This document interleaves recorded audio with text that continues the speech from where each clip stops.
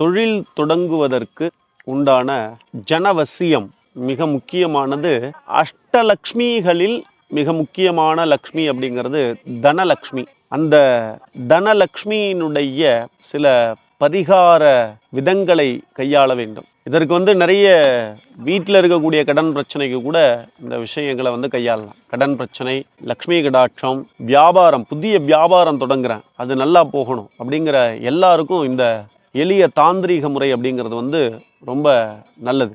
கல் உப்பு நம்ம கையில் பிடிச்ச புடி வாங்கி வச்சுக்கிண்டு ஓம் மகாலட்சுமியை நமகா அப்படின்னு சொல்லி 11 முறை சொல்லி ஒரு புதிய மண்பானை வாங்கி அதில் போட்டுட்டே வரும். அந்த மண்பானை ஃபுல்லானதுக்கப்புறம் கொண்டு போய் ஆற்றுல கரைச்சிடணும். அந்த பானையை தூக்கி ஒரு ஓரமாக வச்சிடணும். பானையை உடைக்கக்கூடாது. திரும்ப ஒரு மண்பானை வாங்கணும், திரும்ப போட ஆரம்பிக்கணும். இந்த பௌர்ணமியிலேருந்து ஆரம்பிக்கிறது ரொம்ப நல்லது. புதிய தொழில் தொடங்குபவர்களுக்கு, வியாபாரத்தில் வெற்றி அடைய வேண்டும் என்பவர்களுக்கு, கடன் தொல்லைகளிலிருந்து விடுபாடு கிடைக்க பெற வேண்டியவர்களுக்கு, கொடுத்த பணம் திரும்ப கிடைக்க பெறுவதற்கு, இது எல்லாத்துக்கும் உண்டான ஒரு எளிய தாந்திரிக முறை அப்படிங்கிறது இந்த உப்பு பரிகாரம் அப்படின்னு சொல்லலாம்.